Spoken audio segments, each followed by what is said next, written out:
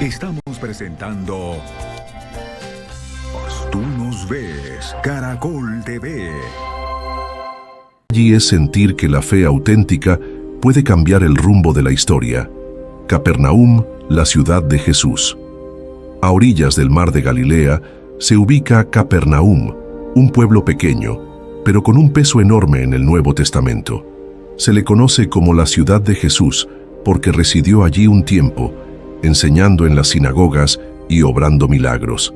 Al recorrer sus ruinas, aún se aprecian los cimientos de una sinagoga de piedra blanca, probablemente erigida en el mismo sitio donde Jesús predicó sobre el pan de vida. Muy cerca se encuentra la casa atribuida a Pedro, donde se dice que Jesús sanó a su suegra. Sin embargo, el ambiente silencioso del lugar también recuerda que, pese a presenciar tantos prodigios, Capernaum fue reprendida por el Señor por su falta de arrepentimiento. Hoy, este poblado en ruinas funciona como un museo al aire libre, donde el pasado y las lecciones espirituales aún hablan con fuerza. Damasco, la ciudad de la conversión. Damasco, capital de Siria, es una de las ciudades habitadas de manera continua más antiguas del planeta, con más de 4000 años de historia. En la narrativa bíblica, resalta por su vínculo con Saulo de Tarso. Imagina a Saulo decidido a perseguir a los seguidores de Jesús, avanzando por el polvoriento camino que une Jerusalén con Damasco. De repente, una luz más brillante que el sol lo envuelve, lo derriba y escucha una voz. «Saulo, Saulo, ¿por qué me persigues?». Ese camino aún existe. Y en el corazón de Damasco se encuentra la calle derecha, mencionada en Hechos 9, donde puedes caminar rodeado de mercados bulliciosos y edificios antiguos, evocando a Ananías cuando buscó al Saulo ciego para orar por él. También se puede visitar una capilla construida en el sitio donde, según la tradición, Pablo recuperó la vista. El contraste es sorprendente. Una ciudad vibrante, llena de aromas de especias y café, pero que resguarda en su memoria una de las conversiones más transformadoras de la historia. Nazaret, el lugar donde todo comenzó. En tiempos de Jesús, Nazaret era apenas un poblado insignificante en el norte de Israel. Tanto así que Natanael dijo: «De Nazaret puede salir algo bueno», pero fue allí donde el ángel Gabriel anunció a María que sería la madre del Salvador. Hoy, Nazaret es una ciudad dinámica, aunque su casco antiguo conserva callejuelas estrechas, edificaciones. Estamos presentando Tú nos ves, Caracol TV. De piedra y talleres que evocan la vida sencilla de aquella época. Sobre la casa donde, según la tradición, María recibió el anuncio del ángel, se alza la majestuosa Basílica de la Anunciación, de arquitectura moderna pero cargada de espiritualidad.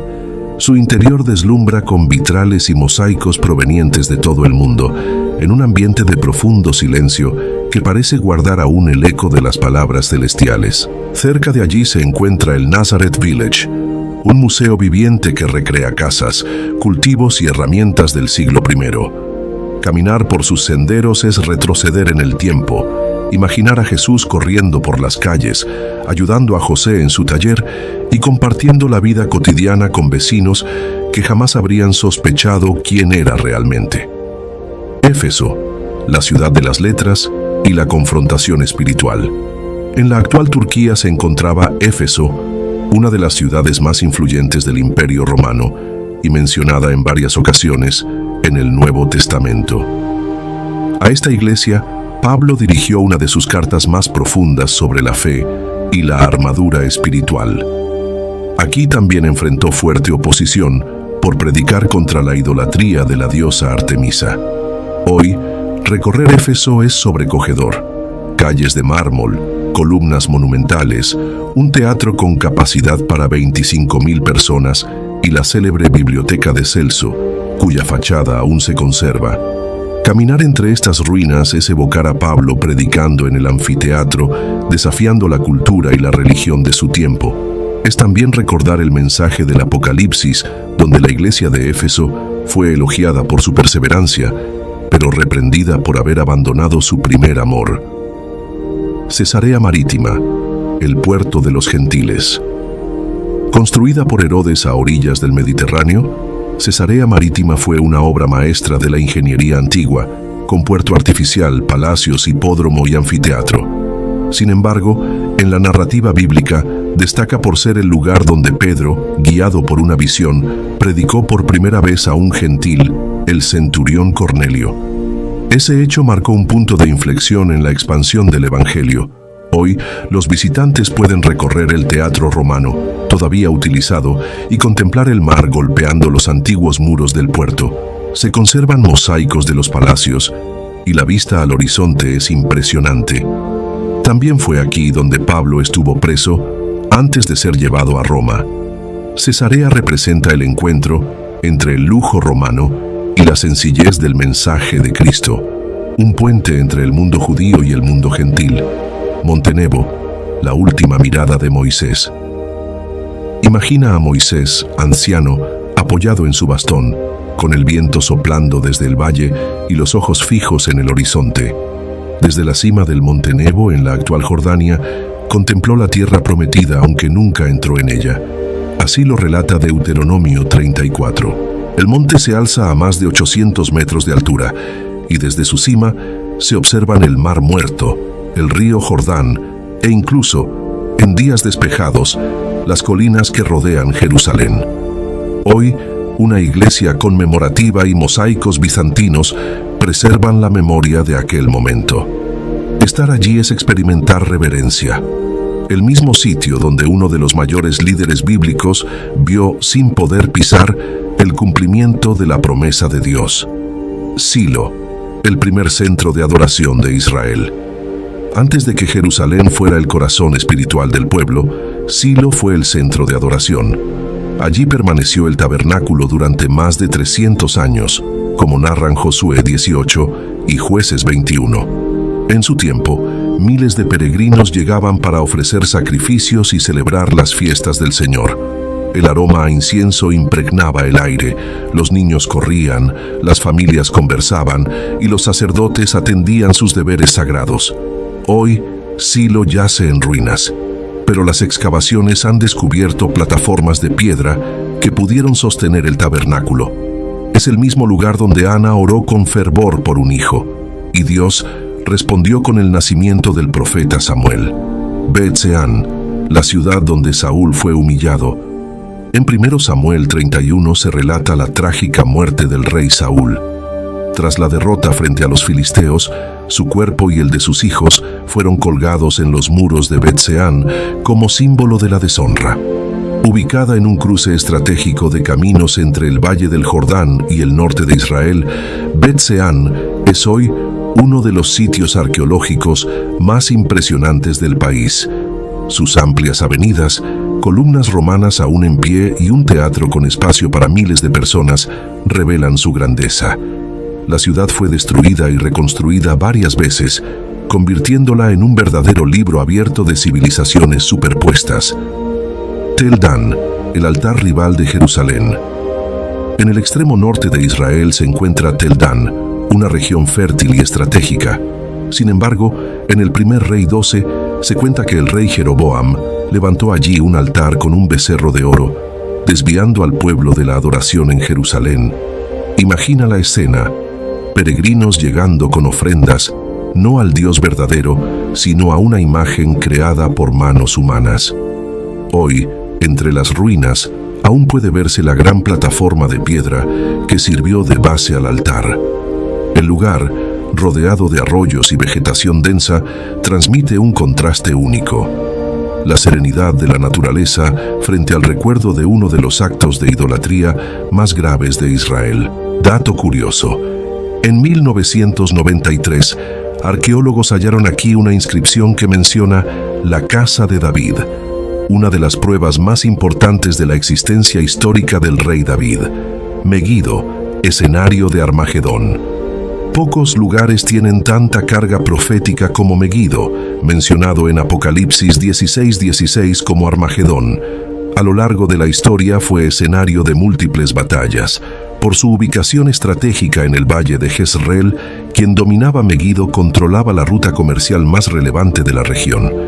Hoy, los visitantes recorren sus ruinas y contemplan puertas cananeas, establos atribuidos al rey Salomón y un sorprendente sistema de agua subterránea.